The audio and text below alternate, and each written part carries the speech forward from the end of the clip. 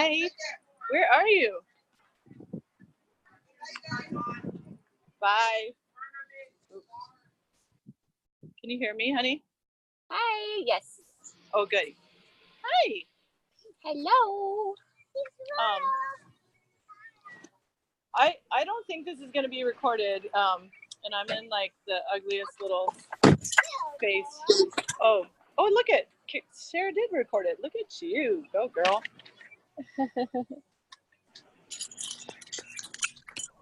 I'm hot and sweaty and just got out of jujitsu.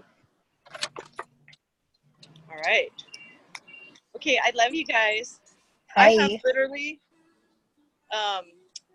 about 20 minutes. I just want to make this kind of short and sweet. And I wrote a bunch of things out, and I'm at jujitsu. So before Brother Man starts to come and find me, I figured I would hang out over here and share my little Zoom. So yay! Aloha everyone. If you don't know me, I'm Kamaile Puaoi, and how do I do this? Okay. Sorry. Hello everyone, I'm Kamaile, and today's Zoom, I said that we were going to talk about consistency, reevaluating your why, and the importance of sharing your story. So I know that all of us have really, heard this, a lot of times in the importance of sharing your story. But I've been reading the book by Kindra Hall from our last convention, and it's just been really impactful. But I think more than anything, what I've been asking of myself is to be more consistent in everything that I do. So that's some of the passions why I wanted to write what I wrote today. So I'm going to ask you to grab a pen and paper if you can. We're definitely going to record this, but if you can, try and be active right now within the call, and then that way you can actually just be moved by spirit on the spot. What's the first thing that comes to your mind? So I want to push you to just answering, for yourself right now. And if you can write those down, that'd be awesome. So the first question I'm going to ask you is, if I were to come to you as a business executive and say, I have money to throw at you, I want you to, to start a business today, but the only thing that you have to do and to show to me is that you're going to actually make this business not just something that you sell, not just something that you offer, a service that you offer, but you're actually going to create a revolution or a movement. So, and what would that movement or what would that revolution be, and what would it look like, and why? So as you're thinking about that, because it's a pretty, deep question, I really had to think with it and, sit with it the other day when I asked myself that. But as you, maybe just kind of plant that seed as to what you want your movement to do. And the movement, when I'm saying movement, I want them to be where you're not just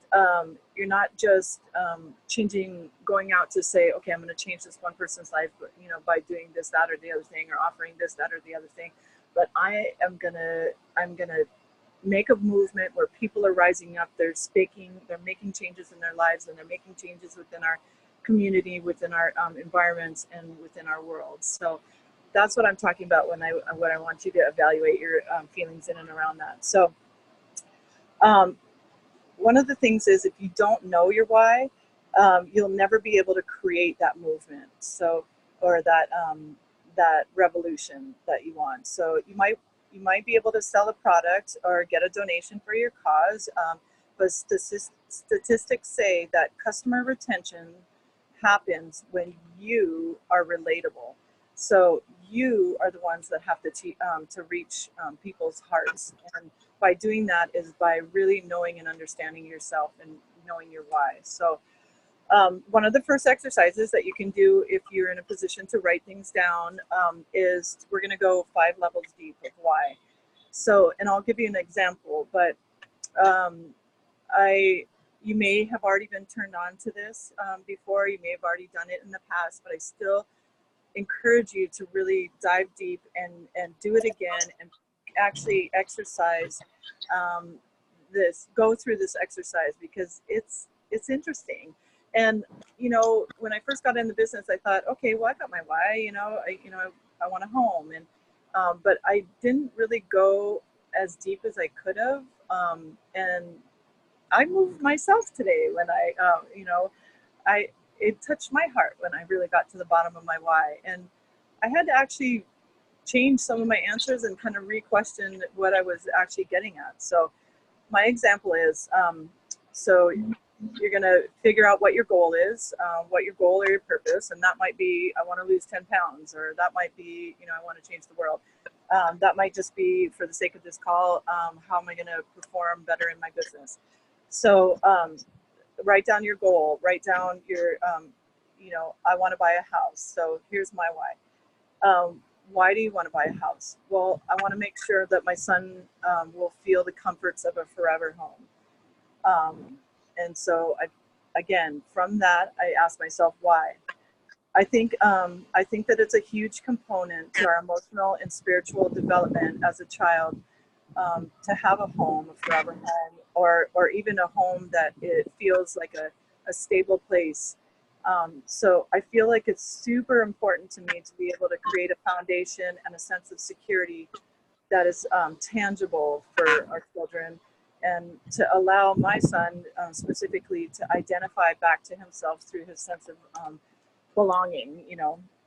So I asked myself, well, why is security so important to you? Well, and I really had to, dive deep. And so as a young teenager, we were forced to lose our house to divorce, as well as within the next couple of years, we actually lost both my grandmother and my grandfather on opposite ends, my mother's side and my dad's side. And we also lost their family home.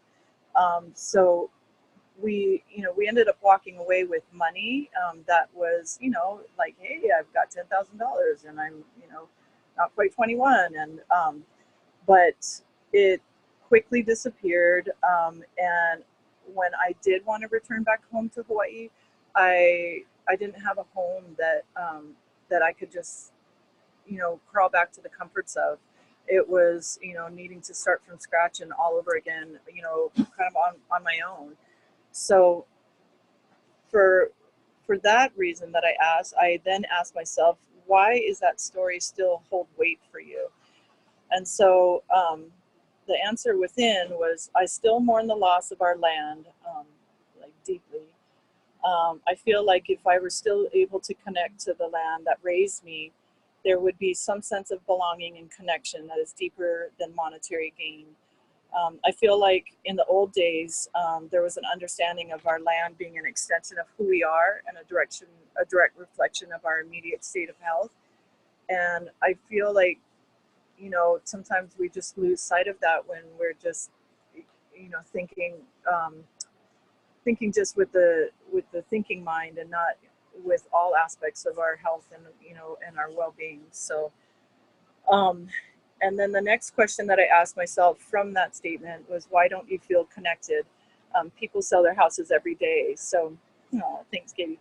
And I feel like I never quite knew where I belonged. And it seems odd to say now, maybe looking at me from the outside and not knowing me for a long time, but I never really quite knew who my tribe was until I came home from trying to fit into other cultures on the mainland. And home was calling me back, and I saw that it wasn't only that the people that were calling me back, it was the land that was calling me back. And yet until this day, I'm saddened that I hadn't invested my money back into a home that I can take care of my small piece of Hawaii, the way that she's helped to care and to shape who I am today. So it does make a difference, you know, to be able to connect to, a place that you call home. And even though I was raised in a Hawaiian environment, and also in a haole environment, my grandmother being from England, and my mom being from, all over the place, it wasn't as easy to identify with who I was as a hapahole until I really connected to Aina, and then that's why it's so important to me.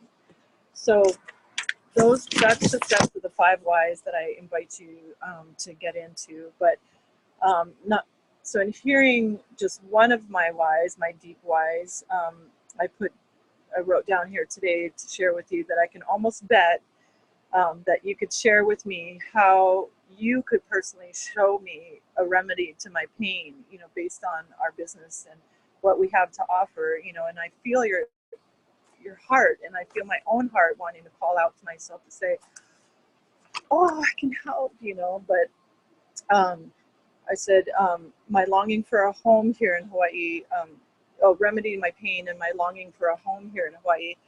And then, but I say, I challenge you, my sisters and my brothers, to go through the same motions that I just did to extract your story, and then how you can relate back to me with your offer through the sharing of your story.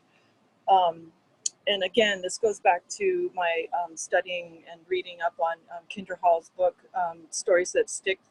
And she encourages you to ask yourself or to tell yourself, forget about the product, and find out what's the problem, and really find out how did you solve your problem through your discoveries and your own processes. So this is when you're able to show from that place, you're able to really show your own vulnerability. And I think that through vulnerability is where we really truly connect at a soul level, because it at the end of the day, what was Brene Brown said, at the end of the day, when she looked out into the audience of all the people wearing suits and had huge lofty titles, she realized that they were the same person she was. They were the same mothers that were suffering in silence, being frustrated at not being able to communicate, what their needs were, to their kids. They were the same fathers out there that was stressed out trying to figure out how they were going to, provide everything that they could to keep their mom at, to keep their wife at home and their kids in great schools. They were, the same stretched to their limits family members of, just trying to make ends meet. And, we all have that very similar story, and more that I find out, it's an epidemic that we're not the only ones in Hawaii that are 2-3 jobs. A lot of the country is in the same boat, and definitely other countries as well. So when you're able to show your vulnerability, you're able to communicate to the soul of another, and really reach them from a place of truly hearing them. And when we truly hear them, we can truly connect with them and offer them whatever it is that we have to offer from our story to help to offer hope, So I think that's what we do, right? We share hope, we share a little bit of faith based on our testimonies and our own stories that have brought us to where we stand today. Even if it was just 2 months ago that you joined, like, your story has changed, right? Since that day one, just health-wise, and I don't know, it's powerful. So Kendra also notes in her book that if you can't talk about your product or share it, what would you say to your customers to move them to want to know more? And she says, guess what? Share your story. So, all right. So now that you have your why, let's turn that why into a story, and one that is relatable and concise. And then I put, remember, you're listening to the Vala'au Queen over here. Remember, I'm probably talking to myself, that the human brain can only truly pay attention to you for about 30 seconds. So 2 to 3 minutes can often sometimes feel like an eternity to the other person, as their brain is actually wired to try to figure out how this relates to them, how your story actually relates to them. So a quick example of how I would turn my why that I just shared with you into a little short story. I wrote, I've grown up here in Hawaii, moved away only to think that I would be able to make my mark in the world. I'd make a huge sum of money, and I'd come back home to live out my dream in my dream home, forever home. But that wasn't the case. And even though I was programmed, from youth to work hard, to not rely on anybody, and I started and succeeded at successful businesses, it just hasn't been enough to be able to purchase a home for myself, or even lend itself to even investing in my retirement or the security of my family here in Hawaii.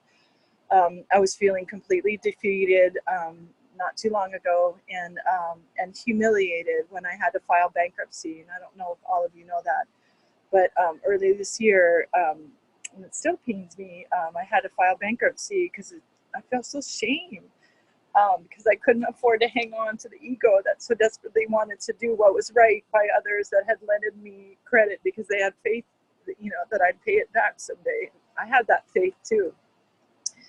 I prayed that night, and probably for weeks, and somehow through the grace of friends that love me, I prayed, and I found that I know, now I know what the answer is to making my little girl's dreams, my dreams, a reality. And even though it seemed though that time were against me, because I'm now 48 without a home, and without a 401k, that I'm still able to dream and realize that I can still build a nest egg, for me to retire comfortably with inflation, because 20 years from now, your $20 is going to feel like $1, I'm sure. But to also provide a forever home for my son and his sons one day. My goal is to create generational homes that we never have to lose the precious, heartfelt land that we do, that we have, kuleana to. So, all right, I have 4 minutes, guys.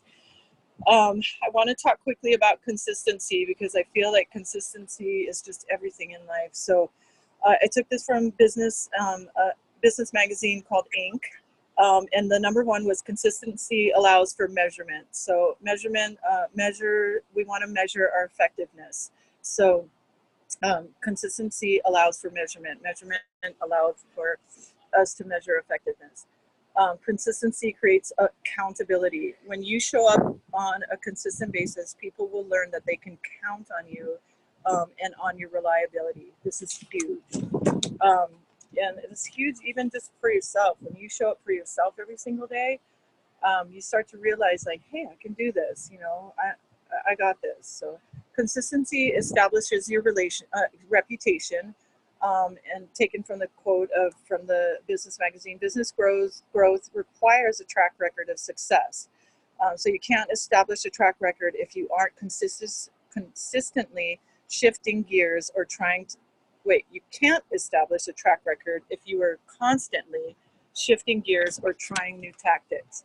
So don't try and reinvent the wheel again and again and again. If you say you're going to do something, you're going to post every day, try and do something every day, or try and post every day. And that may look different on certain days, and it might just be one word, it might just be something borrowed. But if you're going to commit to yourself, then make that a consistent commitment.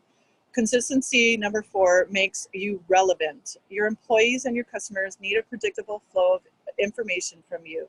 All too often, I see businesses, both small and large, adopt a campaign or initiative only to end before it gains traction. It's effective to run many advertisements, numerous blog entries, weekly newsletters, or continual progress changes throughout a year. So that was, again, taken from Inc. magazine. And number 5, consistency maintains your message. Your tribe, your audience, your people, they pay as much attention or more attention to what you do versus what you say. So when you start to show up for you, people start to show up for themselves, and that's where I feel that that movement or that revolution happens. Is when you see changes in the people around you because you made a change for you and nobody else. That's powerful. That's some pink bubble magic. So actionable homework, real quick. Think of someone that you can consider a mentor in your life right now. Go. Text that person right now. Think of the first person. Ask them to be your accountability partner, and that you will explain how they can help you later. So accountability partner, get one. write out your mission. Let's. I'm encouraging you to make a health-related one, a business-related goal, and a financial-related goal. So, i.e., I will drink 8 glasses of water each day. I will share my story in one way or another via post or in person or with a stranger each day. I will save $5 per day and put it in my business investment savings account. And at the end of 1 year, you'll save $1,800. So number 3, set a deadline, and your own accountability schedule.